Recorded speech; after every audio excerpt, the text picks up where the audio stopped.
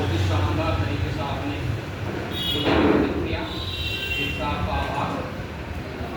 श्रद्धा के दो फूल तेरे चरणों में अर्पित बाबा, जब तक सांस चलेगी तुमको याद करेंगे बाबा। और इसी तरह बहुजन समाज में जन्मे तमाम पूर्वज जो कि आप यहाँ देख रहे हो दीवार पर, छत्रपति साहू जी महाराज, महात्मा ज्योतिबा फूले, सावित्रीबाई फुले जी, और इधर रमाबाई अम्बेडकर जी, रविदास जी, कबीरदास जी, पेरियार जी, कांशीराम जी, इन सबका यहाँ पर स्थान वैसे नहीं मिला। बहुत इन्होंने संघर्ष किया, त्याग किया, समाज को कुछ दिया और तब इनको ये जगह मिली। तो एक बार इनके लिए तालियां हो गई।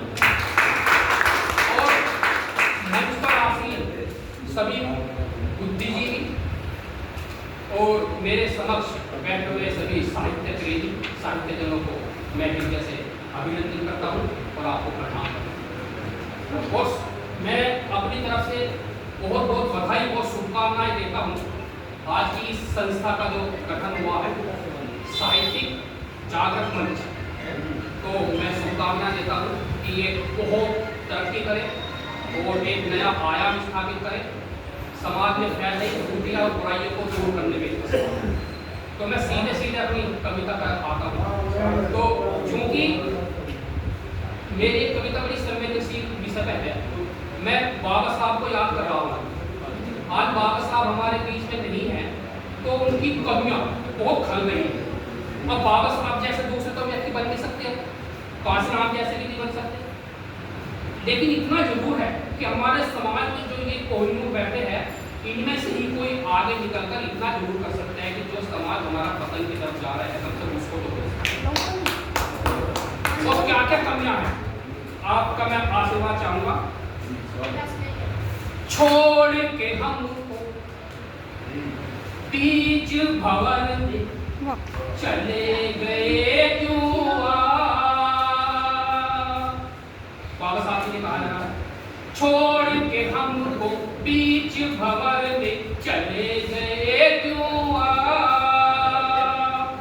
बदल रहे हैं लोग दिनों दिन, बदल रही है बात, भीम तू लौट के आजा, ज्ञान की बात बता जा, भीम तू लौट के आजा, ज्ञान की बात बता जा। बहुत जरूरत है आज बाबा साहब की। क्यों कमी है? नशे में हो युवा देश के हो रहे हैं बर्बाद, नशे में होकर युवा देश के हो रहे हैं बर्बाद, माता पिता भी दुखी है उनसे, कहाँ करे फरियाद, भीम तू लौट के आजा, ज्ञान की बात बता जा। और मेरे तो बुजुर्ग बैठे हुए हैं, बहुत बड़ी उम्र के बैठे हैं, हो सकता है कि मुझे इतना अनुभव ना हो, पर आपको जरूर महसूस हुआ होगा उस समय का 40-50 साल पहले बात का और अब की बात का क्या कुछ अंतर नहीं आ रहा क्या।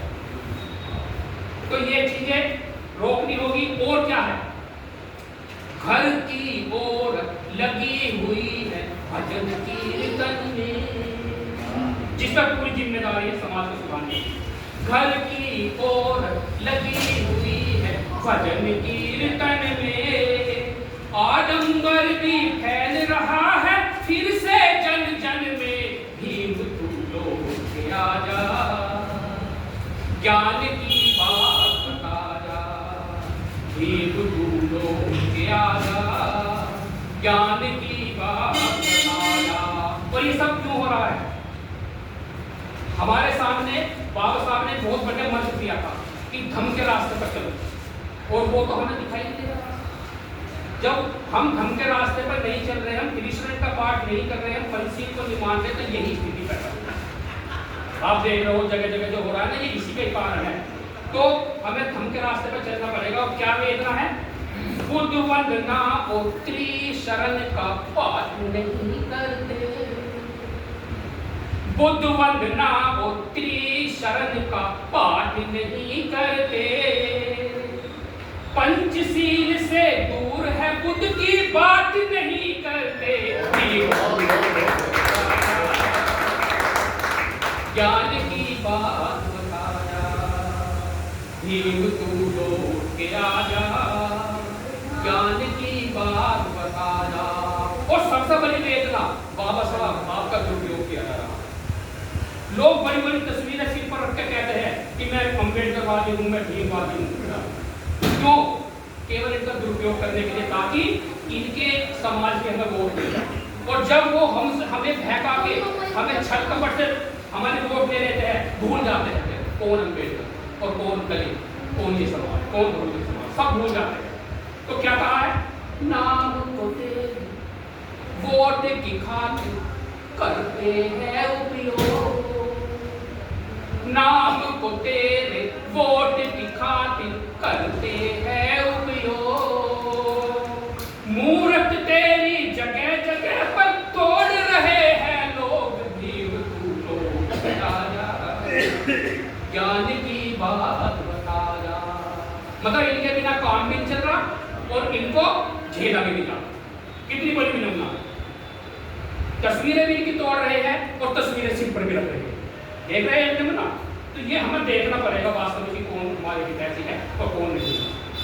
नाम को वोट की खातिर करते हैं उपयोग, मूर्त तेरी जगह जगह पर तोड़ रहे हैं लोग, भीम तू लौट के आजा, ज्ञान की बात बताया। और आजकल की पीढ़ी, अब मोबाइल ऐसी चीज आ गई है, वो तो वही नहीं हटता। मोबाइल उनके हाथों से नहीं हटता तो बाकी चीज क्या समझेंगे? पहले जॉइंट फैमिली रहती थी, अब एकल परिवार हो गया। पहले जब साथ रहते थे तो ताऊ चाचा दादा सब साथ रहते थे, उनको समझाते रहते थे कि क्या अच्छा है क्या बुरा है। अब किसी के बच्चे को भी कहते हैं तो पहले तुम पेरेंट्स ही अलाउ नहीं करते, कोई बुरा मान जाता है हमारे। इसलिए बच्चों को बड़ा बुरा हाल है। क्या है? बालक भी अब नहीं पढ़ते साहित्य पुरखों का। किसी से भी पूछ लो, किसी एक बड़े पूर्वजों के नाम पूछ लो, नहीं बताएंगे। बालक भी नहीं पढ़ते साहित्य पुरखों का, पेरियार बाबा फूले विद्वान शरीफों का, भीम तू लौट के आजा, ज्ञान की बात बताया, भीम तू लौट के आजा, ज्ञान की बात।